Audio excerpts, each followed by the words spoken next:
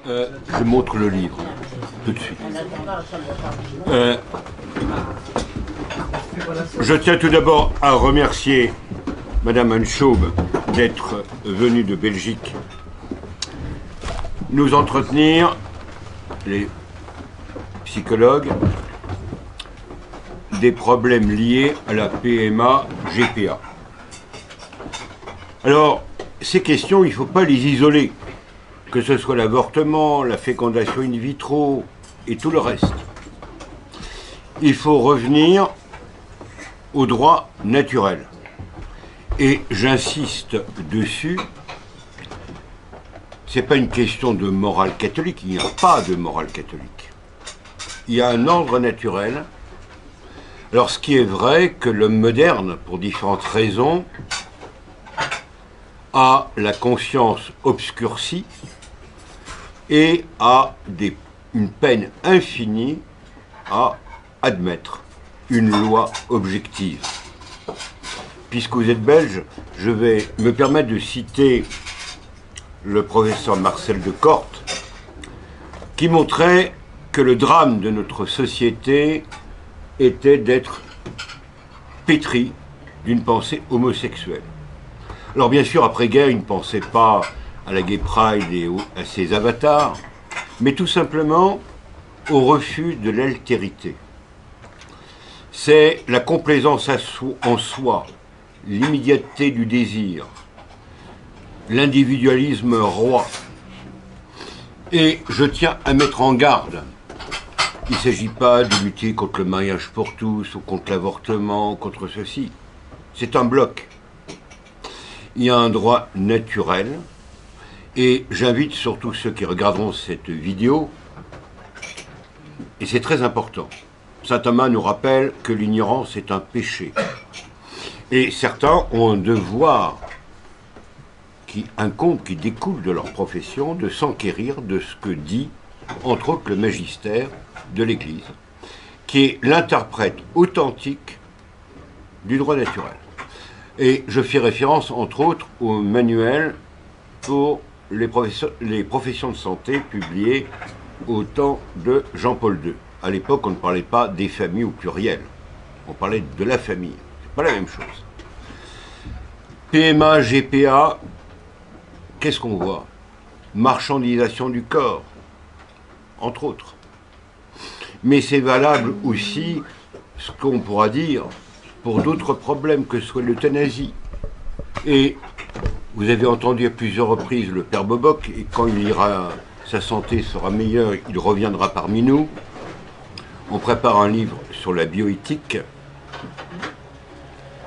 Il faut savoir que le transhumanisme est à nos portes, que la fabrication d'enfants hors sol, donc uniquement à partir de machines, techniquement dans quelques années sera possible.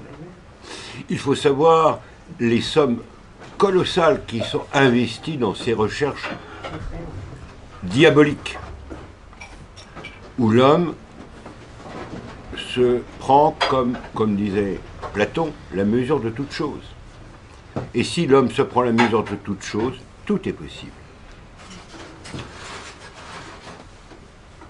Je tiens aussi à rappeler que Madame Chaube a écrit un livre remarquable, Le cri secret d'un enfant, publié aux éditions Les Acteurs du Savoir, et dans la même maison, mais c'est un titre un peu différent, édition Saint-Léger, vous avez des titres qui peuvent vous intéresser sur la théorie du genre, sur l'avortement, vous regardez, vous cliquez sur Internet. C'est un devoir de se former, et pas uniquement d'avoir des réactions épidermiques. Et je tiens à rappeler ce que disait le grand pape Saint Pie X lors de la crise du modernisme, lors de la crise qui est aux origines de ce qu'on vit. Ce n'est pas une crise morale, bien sûr une crise des mœurs. C'est une crise de l'intelligence. Et comme le disait encore récemment, c'est le titre d'un livre de Marcel de Corte, l'intelligence est en péril de mort. Donc c'est un devoir de salubrité publique de réfléchir, de s'enquérir d'une autre pensée que la pensée ambiante, et si possible, de rectifier nos pensées ou nos agirs. Je tiens enfin à rappeler, pour ceux qui ne le sauraient pas, qui ignoreraient la loi, que les vidéos du cercle sont la propriété du cercle et que sans accord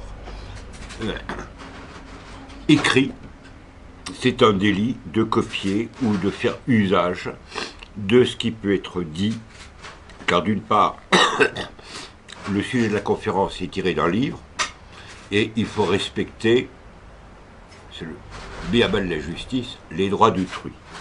À vous, madame. Merci. Ça vous va? Merci, frère Thierry. Non, non, s'il vous plaît. C'est enregistré. Par contre, je vous demanderai, après la conférence, quelques questions, mais il est tard, de acquérir ce livre et même de l'offrir. C'est un livre essentiel. J'en ai des exemplaires. Hein. Voilà. C'est À vous, madame. intéressé.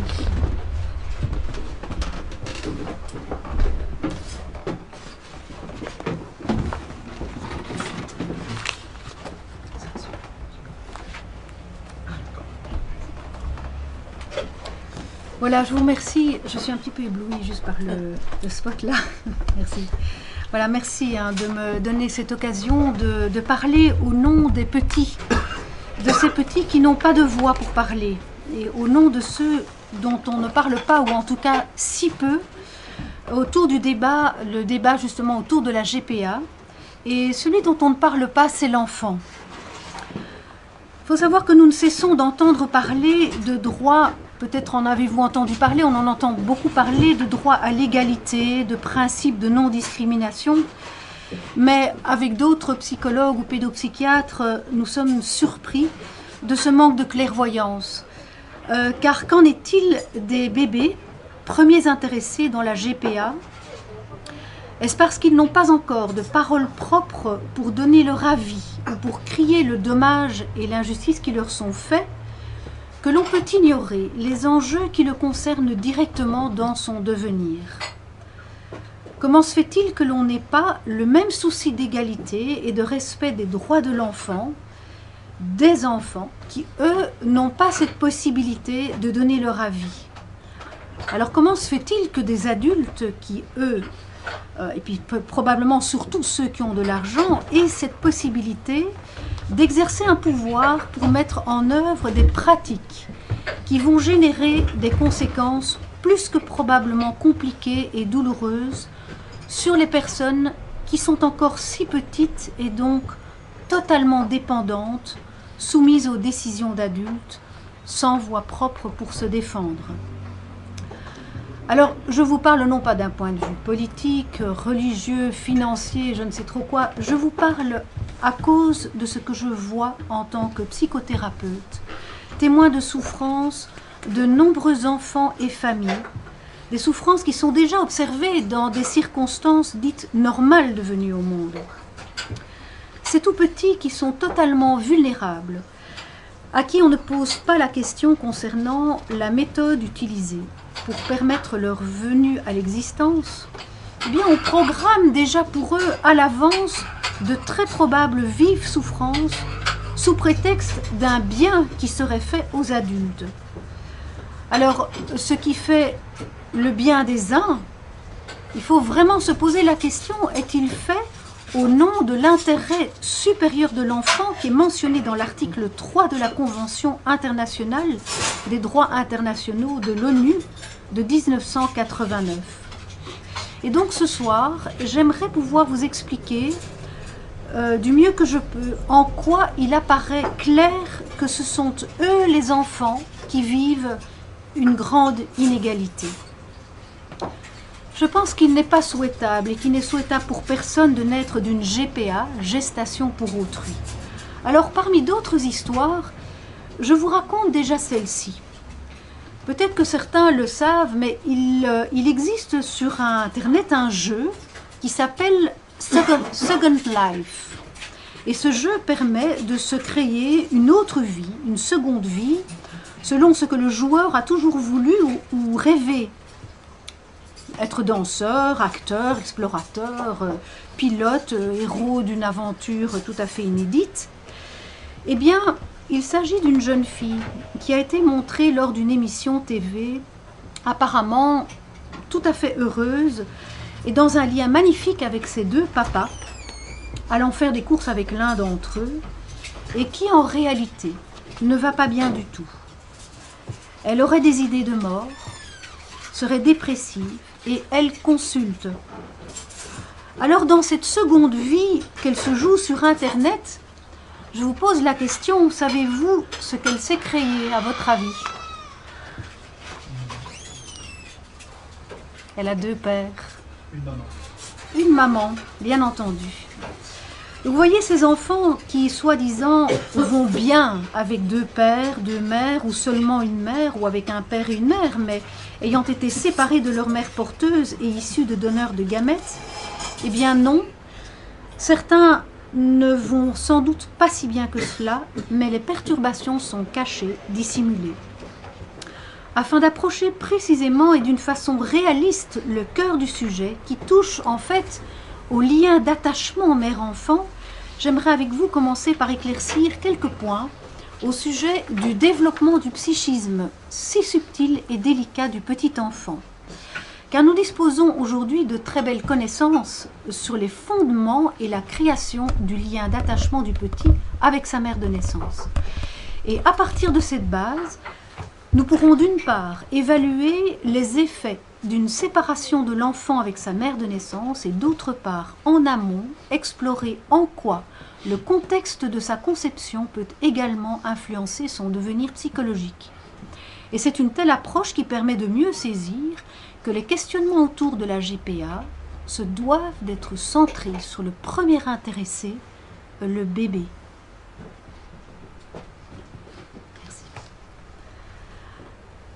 Donc, partons tout d'abord de l'existence du lien fondamental qui se noue entre l'enfant, sa mère biologique et son père biologique dès la conception et ce durant les 9 mois de gestation. Cette période est cruciale pour le fondement du lien relationnel et le développement identitaire, psychique et cognitif du petit enfant. Ce lien relationnel est appelé à se prolonger, à s'enraciner, dans un contexte de stabilité, de continuité et de fiabilité au long de la vie de l'être humain. L'existence du bébé en tant que petit être relationnel commence dès avant sa naissance. Un lien d'attachement significatif et prégnant se réalise déjà avec la mère qui le porte. Les appuis scientifiques concernant les découvertes sur le psychisme humain, la grossesse, la petite enfance sont, vous l'imaginez, nombreux.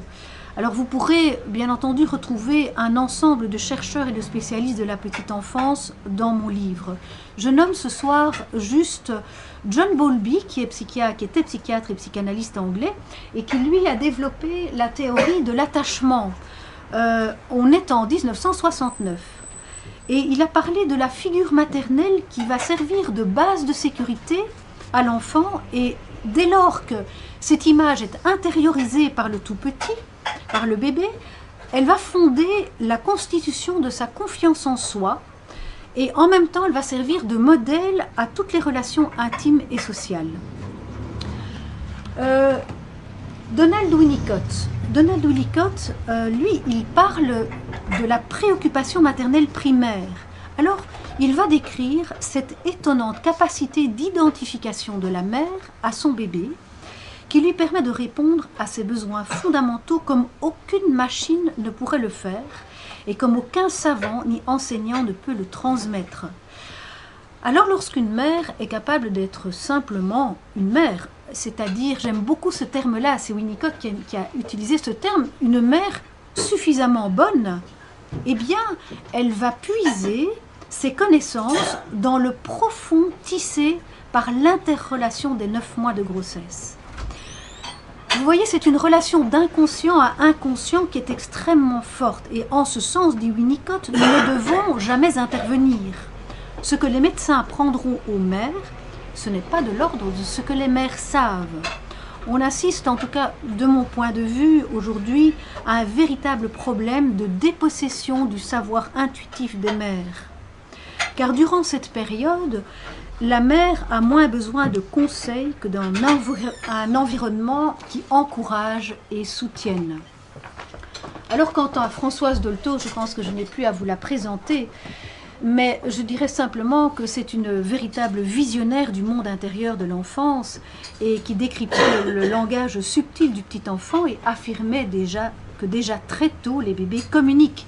Et c'est elle qui va attirer l'attention également sur la réalité des dépressions, de la dépression qui peut exister chez certains nourrissons, des nouveau-nés, qui sont séparés de leur mère. Alors voyons à présent quelques apports du côté des neurosciences.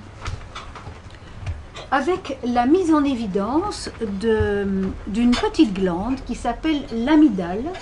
Alors ce n'est pas celle que nous avons dans la gorge bien entendu, mais cette petite glande qui est en forme d'amande et qui est située dans la partie intérieure et interne du lobe temporal du cerveau. Et elle est en fait le socle neurologique des émotions qui va gérer particulièrement les circuits de la peur. Cette partie du cerveau, il faut savoir qu'elle intervient bien avant l'émergence de la conscience. Donc vous aurez compris que le tout petit vient au monde avec cette petite glande qui est déjà fonctionnelle, chargée de ce que j'aime bien appeler une carte mémoire émotionnelle, qui est empreinte à tout jamais des ambiances vécues et ressenties les derniers mois in utero. Alors je ne vous apprends rien. Vous savez qu'une petite carte mémoire, eh bien, elle permet d'enregistrer, vont s'inscrire dessus des données qui vont être retenues à long terme, durablement, et qui peuvent être réutilisées. Eh bien, de la même façon, l'amygdale, elle n'oublie pas. J'y reviendrai. Une autre découverte qui est faite, qui est assez récente en neurosciences et qui a été rapportée en 2010 à Rome à l'occasion d'un congrès organisé par l'Institut de gynécologie et d'obstétrique et qui concerne la modification de la mère dans le processus de grossesse. Alors de quoi s'agit-il ? Eh bien le bébé attendu laisserait aussi une trace chez elle. On a en effet retrouvé des cellules fœtales qui s'appellent des cellules staminales, de même que du patrimoine génétique, parce que le bébé est porteur de 50% du patrimoine génétique maternel et paternel. Eh bien, ces cellules sont retrouvées dans la moelle sanguine de la mère jusqu'à 30 ans après la naissance de chaque enfant porté.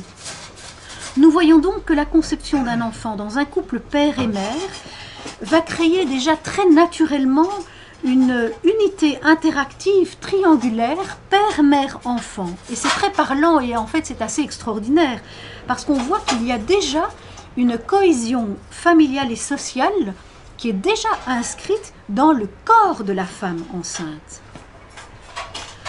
Alors comment déjà in utero attester du tissage de ce lien réciproque mère-enfant? Est-ce qu'il s'agit juste d'élucubration subjective et affective maternelle, de psychologisme à outrance, ou bien est-ce qu'il existerait des appuis objectifs tangibles, des facteurs d'un autre ordre et qui seraient scientifiquement observables? Alors si je veux aller à l'essentiel par rapport aux enjeux concernant le petit enfant dans le cadre de la GPA, mais également pour tout enfant, parce que ça part de ce qui est observable pour tout enfant. Pour chacun de nous, cela a été observable. Eh bien, je dois parler de la relation. Et la relation, elle passe par les sens de toute personne. Donc la trame des sens, qui va s'éveiller tout au long de l'embryogénèse, et qui ensuite, l'embryon, chez l'embryon et puis ensuite le fœtus, eh bien, il fait connaissance avec le monde intérieur, c'est-à-dire sa mère, dans lequel il grandit, ainsi qu'avec des fragments de vie du monde extérieur qui lui parviennent, par le toucher, par l'odorat, le goût et l'ouïe. Et ceci permet de réaliser combien l'enfant est véritablement, on peut parler d'une greffe, de l'enfant qui est greffé sur cette mère-là qui le porte, pas une autre. Donc c'est cette voix-là qu'il entend et qu'il reconnaît. C'est ce portage-là qu'il ressent, c'est cette mère-là qu'il va goûter Alors ça vous semble peut-être particulier que je parle de goûter sa mère, mais il faut savoir que le liquide amniotique est imprégné de toutes les hormones qui circulent au fur et à mesure de la grossesse. Et il y a une série d'hormones, et je vous parlerai entre autres du cortisol, qui est l'hormone de stress, et qui va donc, je dirais, donner un goût particulier au liquide amniotique. Donc on pourrait dire qu'une maman sereine ou une maman stressée va avoir un goût différent pour le tout petit. Vous voyez que c'est passionnant tout ça. Et tout ça, ça parvient bien entendu donc, par le truchement des hormones qui sont libérées et qui circulent dans le liquide amniotique.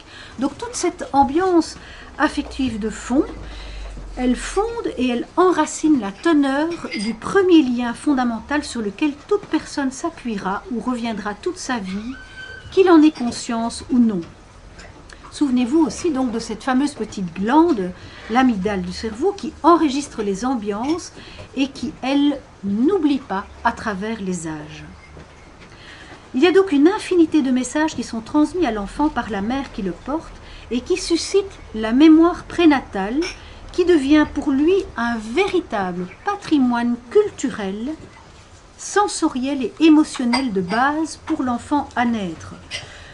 On peut dire que l'enfant, il est autant habité par la mère que la mère habitée par l'enfant porté. C'est une relation extrêmement étroite, forte, qui se tisse très corporellement, sensitivement et émotionnellement parlant. Donc vous voyez que lorsqu'il vient au monde, le nouveau-né bénéficie déjà d'un riche patrimoine sensoriel qui aura laissé en lui une trace marquante, durable dans le temps. Et ce patrimoine de mémoire sensorielle, dans notre nature à tous, eh bien, ça le soutient et cela va lui servir notamment à la naissance à faire la transition entre justement cette vie intra-utérine et sa nouvelle vie dans le monde. Parce qu'il va pouvoir identifier la voix de sa mère ainsi que très rapidement son odeur. Ceci a été prouvé par des expériences. C'est tout à fait passionnant. On a par exemple relié la bouche d'un nouveau-né, enfin une tétine qui était donc dans la bouche du nouveau-né, ça a été relié à un enregistrement, un enregistreur qui faisait passer différentes voix de femmes, de mères, et sont introduites dans ces voix, la voix maternelle, mais des voix étrangères. Et on observe que le bébé accélère la succion, son mouvement de succion, lorsqu'il entend, il repère la voix de sa mère. Ou bien il est endormi et un spécialiste va placer à côté de lui un coton qui a été imbibé de l'odeur d'une femme qui n'est pas la mère du bébé, et on voit le bébé qui s'agite, ça a été filmé ces expériences-là, qui va s'agiter, qui va devenir nerveux, et très délicatement il va tourner la tête du nouveau-né vers le coton qui est imbibé de sa mère, et on voit le tout petit qui reglisse paisiblement dans le sommeil. Donc, vous voyez que tout ce qui est familier sur le plan des sens est tout à fait rassurant et apaisant pour lui. C'est donc bien cette préconnaissance sensorielle de son environnement qui fournit au bébé des repères de sécurité pour la prénaissance et fonde, enracine le processus d'attachement maternel. Alors, en cas d'allaitement, eh bien, il va retrouver également dans le lait maternel certains goûts qu'il a appris à reconnaître en avalant et en digérant le liquide amniotique. Vous voyez que le nouveau-né naît tout imprégné d'une gamme de perceptions captées en lien direct avec la mère avec laquelle il cohabite depuis 9 mois. Dès lors, remettre l'enfant dans des bras d'une autre à la naissance est une rupture qui ne laisse pas indemne. Ce n'est pas possible autrement. L'enfant ne pourra jamais refaire le lien avec ce patrimoine qu'il a forcément reçu. La seule chose qu'il gardera, ce sont les rappels, les traces laissées sur le plan émotionnel. Et là, je peux vous dire que j'ai des piles comme ça de dossiers et je suis témoin de tous ces enfants et adultes rencontrés en consultation ayant subi des chocs, des traumas de tout genre in utero ou à la naissance et qui peuvent être saisis par l'éveil d'une angoisse d'abandon qui est la trace persistante, qui est diffuse et qui est impalpable, mais qui va révéler une angoisse existentielle, une angoisse d'insécurité existentielle. Et ceci déjà dans des circonstances dites normales et naturelles de conception. Lorsqu'on prive un enfant de toutes ses racines prénatales qui le fondent, ainsi que du lien existentiel avec son patrimoine génétique, vous voyez, c'est comme transplanter un petit arbrisseau, mais en coupant ses racines. Et les racines sont perdues à jamais. Alors même si on lui dit d'où il vient, même si on lui explique plus tard intellectuellement d'où il vient, eh bien ces ancrages-là, qui sont étroitement liés à la mère qui l'a porté, mais aussi au père biologique, lui ont été retirés à jamais et créent quelque part en lui une véritable béance. Donc dans la GPA, passe à la trappe le tissu relationnel qui se crée entre l'enfant et sa mère, entre l'enfant et son père durant les 9 mois de grossesse, et dont l'enfant a pourtant besoin comme socle afin de se construire dans la cohérence de son humanité. Alors, vous avez peut-être déjà vu des reportages sur la GPA. C'est intéressant de les écouter. En tout cas, personnellement, je trouve qu'il y a lieu, que c'est une très grande tromperie de faire croire que tout va bien, surtout lorsqu'il est dit, pour rassurer, que le lien entre la mère porteuse et l'enfant est maintenu en ponctuant des temps de visite ou de contact épisodiques. Mais comment l'enfant s'y retrouve-t-il dans ce bricolage relationnel confus ? N'est-ce pas de la poudre aux yeux qui voile le dommage de fond? Retenons donc que cette symphonie hormonale et sensorielle gestationnelle marque et détermine pour une part incontestable le devenir relationnel, cognitif, somatique du petit enfant et participe également du processus d'attachement. C'est bien évidemment l'ensemble du climat relationnel joint aux perceptions sensorielles qui va permettre au petit homme en formation de se sentir exister, attendu, aimé pour qui il est en devenir. Et j'en viens donc à la clinique qui éclaire et met en évidence certains types de souffrances qui se rencontrent chez les enfants qui ont connu des séparations. Ces souffrances seront comparables à celles qu'introduit nécessairement la GPA à partir de circonstances de conception et de naissance qui, nous le savons aujourd'hui, perturbe, bouleverse l'organisation propre et les interactions relationnelles dans lesquelles le bébé est engagé très tôt, c'est-à-dire dès la période gestationnelle. Alors rapprochons-nous maintenant un petit peu plus précisément de ce moyen de procréation. Dans la GPA, à partir de manipulations médicales techniques, jointes à une maternité et plus largement à une parentalité, je ne peux pas dire autrement, éclatée, eh bien la cellule familiale se trouve désarticulée à la base de sa fondation. L'enfant s'en trouve fragilisé dans son identité filiale et sa sécurité affective de base. Car à l'aube de la vie naissante du bébé né par GPA, nous constatons que pèse sur lui une série de ruptures quant à l'unité biologique et relationnelle qui est liée à une sortie du vivant. En effet, vous voyez, c'est important quand le frère Thierry parle d'être informé, d'être formé. C'est important de savoir que dans la GPA, la conception de l'embryon dans la GPA rompt avec la relation charnelle. C'est une première rupture. Il y a un apport de matériel génétique étranger lorsqu'il s'agit de donneurs externes. Il y a les embryons qui sont fabriqués entre guillemets dans une éprouvette. Il y a la perte ou la congélation, je ne peux pas m'empêcher de dire autrement, de frères et sœurs du futur bébé. Que va-t-il devenir de ces embryons-là, hein? Il y a aussi la grossesse qui est délocalisée dans le ventre d'une femme étrangère à l'enfant. Et enfin, l'apogée, c'est la séparation et l'abandon délibéré du bébé de sa mère de naissance afin de le transférer aux parents d'intention. Une autre forme de rupture est celle qui se produit chez la femme enceinte. Toute grossesse n'est pas forcément agréable ou désagréable, mais elle bouleverse la part la plus intime du corps et la plus privée de la vie de la femme. Elle n'est pas une tâche que l'on peut interrompre le soir et reprendre le lendemain, mais c'est une manière d'être et de vivre dans la conscience de porter en soi une autre vie.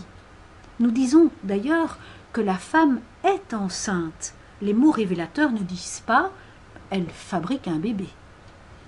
Donc demander à une femme de vivre cette métamorphose et cette responsabilité à la place d'une autre, ce qui la coupe forcément de toute signification pour elle-même, eh bien c'est l'inviter à une division radicale, à un véritable clivage entre son corps et sa personne, entre sa chair et l'esprit.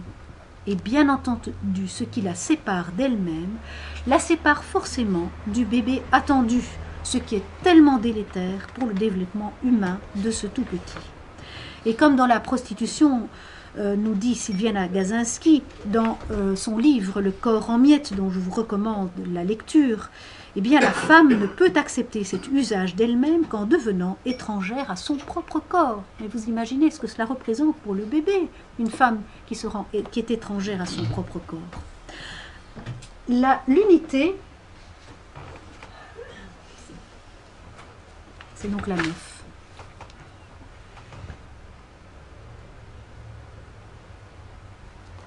Donc l'unité du corps et de la vie est pourtant fondatrice et souhaitable pour une structuration identitaire humaine cohérente.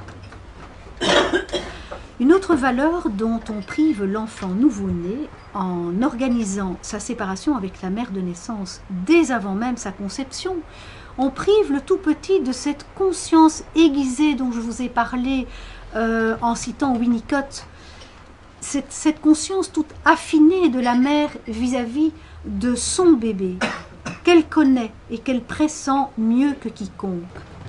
Car d'un point de vue hormonal, quelque chose s'est développé sur un plan plus subtil, ce qui la rend plus sage et plus savante que le plus grand des spécialistes, mais par rapport à ce bébé-là. Donc tout cela, eh bien, on coupe dans la GPA, c'est effrayant. Toute cette compétence naturelle de la maman, le bébé n'en bénéficiera jamais. Cette expérience relationnelle première, si affinée, qui noue si intimement la mère à l'enfant et l'enfant à sa mère, est dès lors abîmée, bafouée, comptée pour rien.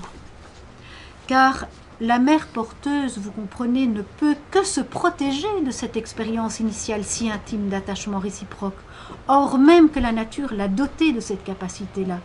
Elle s'en défendra sur le plan psychique, sachant qu'elle va se séparer de l'enfant, qui n'est pas le sien, et elle en privera à jamais l'enfant de cette expérience tout intime. Aucun débat ne parle de cela, alors qu'il s'agit bien pour l'enfant d'un trou. Vous voyez ces trous, ces interruptions dans ce visage, c'est très parlant. Il s'agit d'un trou, d'un moment de vide existentiel tragique dans son histoire de vie. Parce que alors pour lui de s'attacher comme la petite graine qui prend racine dans la terre, eh bien l'enfant se trouve comme suspendu dans un no man's land, dans une sorte d'abîme, d'absence, de néant relationnel ou de confusion affective majeure. Un lien sans consistance véritable et sans cohérence logique se crée pour lui et en lui, avec la perception diffuse, non de messages d'attachement, mais de non-désir d'attachement, autrement dit, de messages de non-attachement. C'est le physicien, donc Philippe Lecomte, qui dit que le monde se perd quand l'unité est rompue. Voyons, là dans le macrocosme, on va dire, hein, le monde se perd quand l'unité est rompue. Eh bien, si nous voyons dans le microcosme sur le plan humain, mais qu'en serait-il de l'homme, de l'identité lorsque son identité est rompue? Quelle perte également! Parce qu'il faut vraiment savoir, comme je vous l'ai déjà dit, qu'il y a une greffe qui a lieu dans la grossesse. Et si un adulte, une femme, peut, elle, décider psychiquement de ne pas s'attacher au bébé qu'elle porte pour autrui, et c'est effectivement ce qui se passe lorsqu'il y a une mise à distance psychique et émotionnelle du bébé attendu, eh bien, c'est important de savoir que l'embryon, un fœtus, un bébé, ne peut pas ne pas s'attacher. Il n'a pas cette capacité. Pour lui, le processus d'attachement qui débute dès la grossesse est un processus biopsychologique tout à fait naturel et qui a objectif de rechercher proximité, protection et sécurité auprès de l'adulte qui le porte. Vous voyez que le temps de nidation, c'est pour lui un temps initial, hein, où il creuse, où il descend vraiment dans l'humus de cette terre intérieure, cette terre qui est sa mère. Hein. Et donc, sans cette mère-là à la naissance, eh bien, lui, il va se sentir mourir, il va se sentir disparaître. Et il n'a pas la conscience réflexive. J'y reviendrai. Et donc, lui dire, mais ce n'est pas grave, quelqu'un d'autre va m'aimer. Il ne peut pas se dire cela. Il est empreint complètement de tous ses sens. Il est empreint de cette mère qu'il a portée, qu'il connaît. Il ne comprend pas ce qui lui arrive. Donc, quelle fragilisation pour ce petit être vulnérable, ainsi coupé de ses racines profondes, incorporé dans et par ses sens. C'est cette mémoire-là des sens qui pourtant lui permet ensuite de repérer sans aucune hésitation qui est sa mère et qui ne l'est pas. Vous voyez que exposer l'enfant en gestation à une ambiance affective qui est confuse ou distante pour le détacher, le séparer ensuite de celle qu'il a portée durant 9 mois et à laquelle il s'est attaché, représente pour l'enfant une rupture traumatique que de nombreux psychologues et pédopsychiatres qualifient de traumatisme majeur dans la vie naissante d'un enfant. Les conditions manipulées, morcelées dans lesquelles un enfant est conçu dans la GPA laissent également une trace indélébile et marquante dans le psychisme et l'histoire de filiation, cette filiation qui est complètement brouillée chez ces enfants. Donc il faut imaginer ce que va donner cette quête identitaire future et qui va s'en trouver radicalement, plus complexe. Dans la nature, vous voyez, derrière tout déracinement, eh bien, se cache le risque que, par exemple, pour un petit arbre, eh bien, ce petit arbre ne reprenne pas ou reprenne mal. Il s'agit donc bien, merci de la diapo suivante. Ah, merci beaucoup.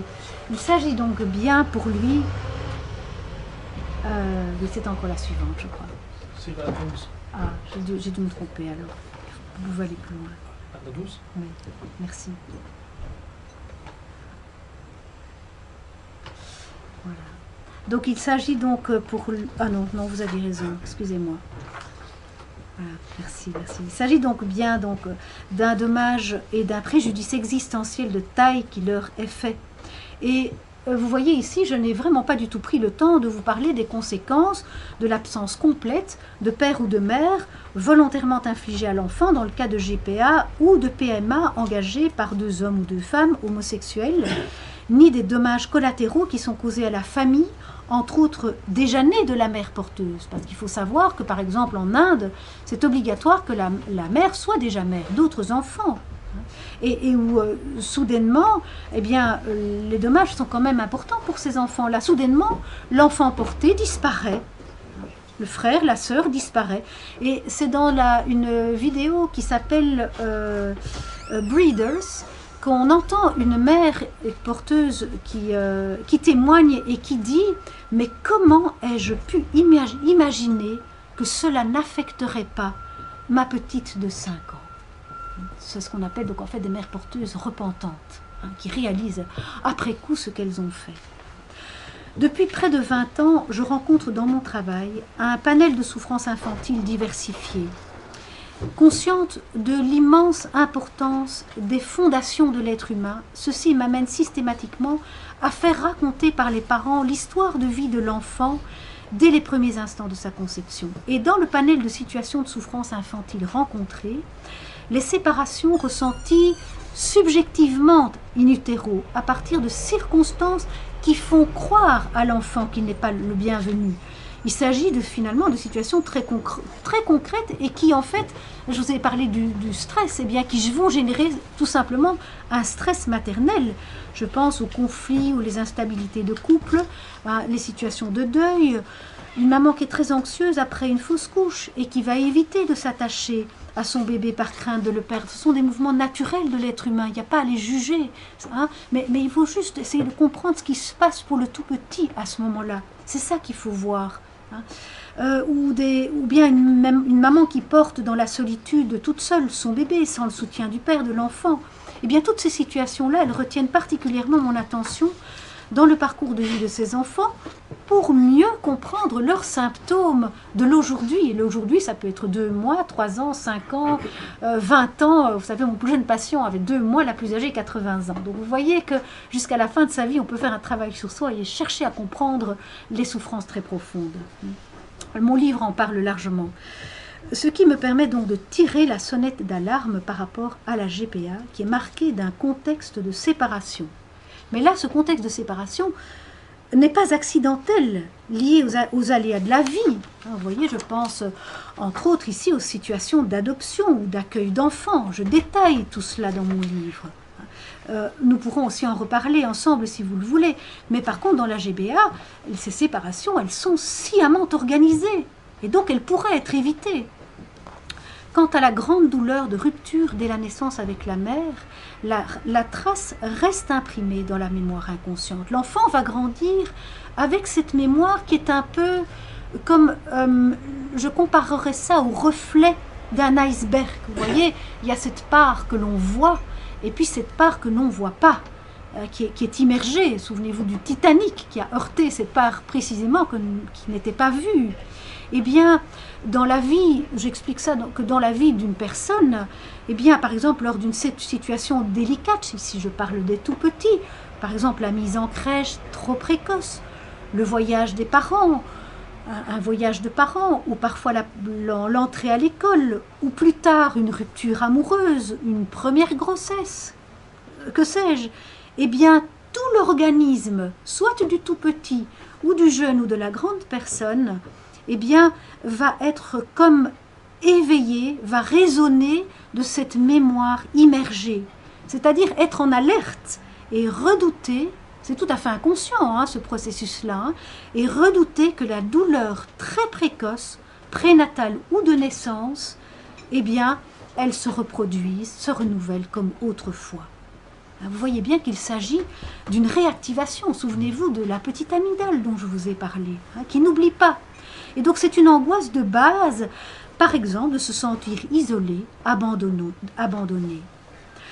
Il me faut préciser par ailleurs que ce mot angoisse est finalement très faible, parce qu'à ce stade, au stade du tout petit, eh bien, ce terme est trop faible parce qu'il s'agit bien d'une détresse du nourrisson et qui est de la même nature de celle qui sous-tend la panique.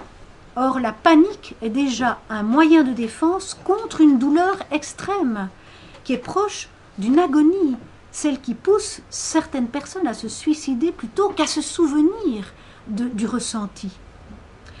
Et juste un petit témoignage d'une maman qui me décrivait par exemple son fils de 12 ans, qui souffrait de phobie scolaire quand même assez importante, et ce jeune disait vouloir mourir. Et la mère me le décrit, c'est assez intéressant parce qu'elle me décrit, il a les lèvres bleues, il est tout pâle, haletant, il a le cœur qui bat la chamade ou au contraire qui craint de s'arrêter. Vous voyez, c'est le corps qui parle. Ce sont les mots MAUX du corps. Là où à l'époque de séparation trop précoce, aucun mot MOTS n'était possible pour dire ce qui submergeait l'être au monde sur le plan émotionnel. Derrière un grand nombre des cas de figure motivant une intervention psychologique thérapeutique se loge, comme en toile de fond, l'angoisse la plus archaïque inhérente à notre humanité, et qui est l'angoisse d'abandon, dont une des causes premières est la perte de la mère.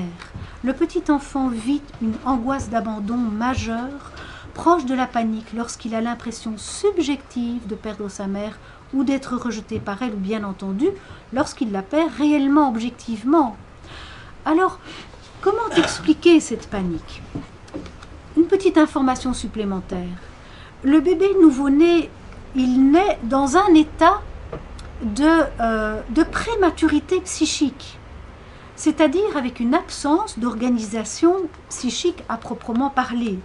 Son système psychique et intellectuel n'est pas encore muni de ce qu'en psychologie nous appelons la permanence du moi et de l'objet. C'est-à-dire que lorsqu'il y a un éloignement significatif de la mère de naissance, qu'on peut considérer comme étant l'objet, vous comprenez-moi bien ce que ça représente pour l'enfant évidemment, et quelle qu'en soit la raison de cet éloignement maternel, eh bien cela crée chez le tout petit un stress qu'il assimile, lui, à une angoisse de mort, car elle va de pair à une angoisse très archaïque de perte du corps.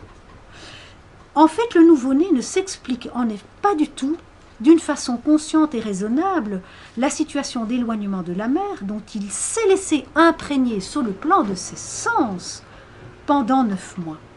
Donc sa conscience cognitive raisonnable n'est pas encore opérante. Le cerveau n'a pas encore atteint cette maturité d'un point de vue neurologique.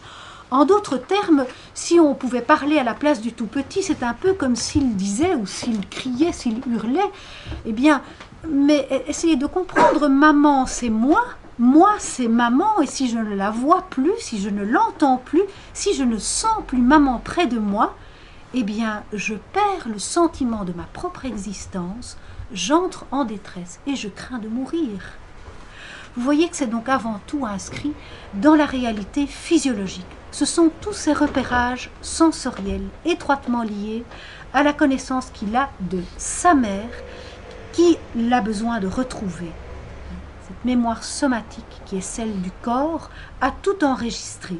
Les sons, le porté, les odeurs, le goût. On ne peut le tromper, c'est comme le flair d'un petit animal, sauf qu'ici, il ne s'agit pas d'un animal, mais d'un petit être humain. Quant à une telle rupture avec ses racines, le petit y laisse une part de soi qu'il ne retrouvera pas, si ce n'est sur le plan de l'émotion. Subsiste en effet souvent une insécurité fondamentale dans l'être au monde, par la perte des fondements de son histoire, par une perte de ce qui a fait partie de son identité de base. Fameuse mémoire iceberg. Nous en avons probablement chacun une. Voilà, on a aussi chacun nos soubassements. Mais ici, elle est d'une grande gravité. Nous voyons que la GPA touche de plein fouet la réalité du lien réciproque naissant si précieux mère-enfant, enfant-famille. La qualité, ou au contraire le trouble créé autour de ce lien premier de base, fonde ou au contraire affecte le devenir relationnel de la personne. Les risques de conséquences dommageables susceptibles de toucher les enfants nés par GPA, leur famille, l'entourage et les générations suivantes sont considérables et impossibles à occulter. Je pense principalement, comme d'autres psychologues et pédopsychiatres, aux troubles de l'attachement, aux souffrances et aux pathologies de liens ainsi qu'aux troubles identitaires, et enfin aux violences sociales qui sont liées à tous les manques et les blessures de vie précoces. Récemment, j'entendais, en tout cas sur les chaînes belges, aux nouvelles, ce gros problème de la gestion de la violence des jeunes dans les cours de récréation ou même dans les classes. Et ici, il s'agissait de violence d'élèves vis-à-vis d'un professeur qui avait reçu un coup de poing de la part d'élèves. Et je vous assure que par les témoignages que j'ai aussi de parents, ce qui est assez affolant, ce sont ces violences qui apparaissent de plus en plus tôt, voire déjà dans les crèches ou les maternelles. Donc, c'est un problème, c'est un véritable problème politique et de société que pose la GPA. Nous ne pouvons pas considérer comme si tout cela était équivalent et que la GPA est quelque chose que l'on peut croire bon, prétendant que de toute façon, l'enfant se retrouve et grandit entouré de bras de parents qui sont très aimants. Alors, bien entendu, il n'y a pas à prêter des intentions mauvaises aux personnes, aux couples qui souffrent d'un manque d'enfants. Leur désir est bon, il est grand, il est audible, parfaitement respectable et il y a à en prendre soin.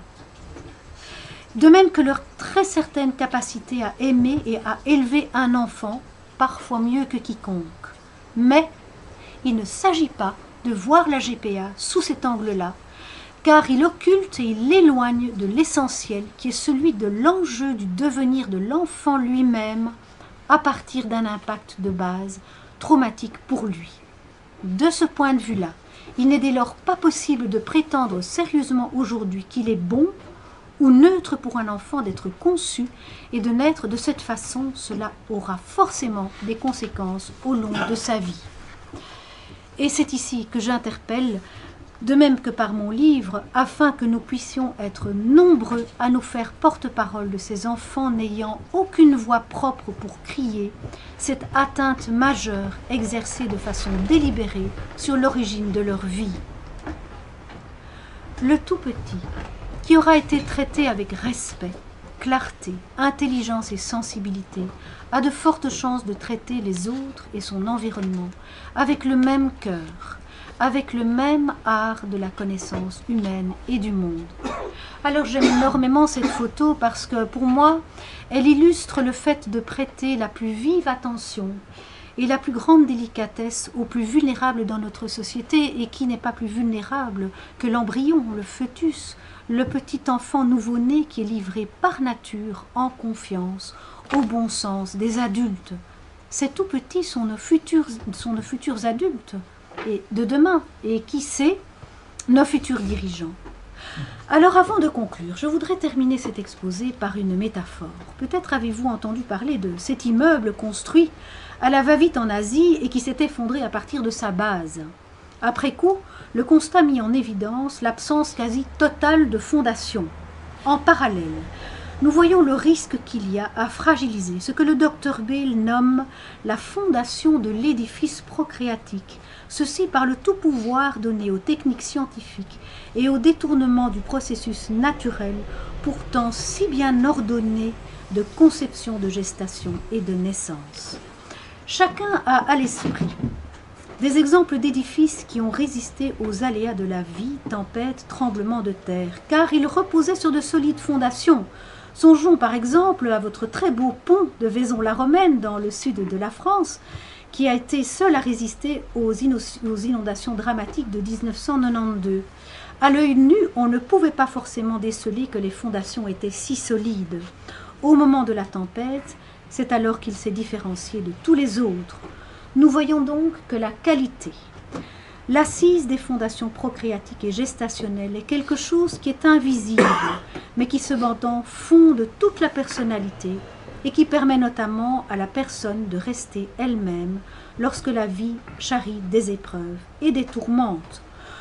En conclusion, une chose est de se relever d'une histoire d'adoption où les parents d'origine n'ont pas eu la capacité d'élever l'enfant attendu, ou les parents adoptants qui n'ont, de leur volonté propre, en rien provoqué la cassure, la rupture de naissance. Autre chose est de se relever d'une histoire où la mère porteuse a vendu, livré l'enfant au sein d'un contrat délibérément conclu avec les parents intentionnels et commanditaires. Autour du débat de fond dans la GPA, je laisse à d'autres experts le soin de combattre des extrêmes qui sont tout à fait gravissimes, tels que la marchandisation des bébés en Inde ou en Thaïlande. Ces contextes sont tellement évidents du point de vue de la dérive. Je m'efforce pour ma part à pointer quelque chose de fondamental, quelle que soit la façon violente ou en apparence plus soft dont la GPA se pratique. Je centre mon propos sur ce qui se joue au cœur de l'enfant.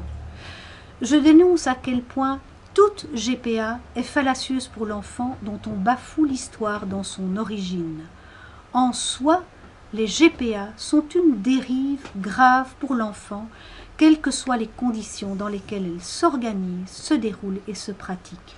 Je défends le cri étouffé de l'enfant, en mettant en lumière ce qui se joue d'essentiel, de fondamental sur le plan relationnel au cœur de ce lieu secret, tout intime du sein maternel, et qui est le lieu d'enracinement du devenir de tout être humain, de même que les enjeux de construction du tout petit et de tout un chacun.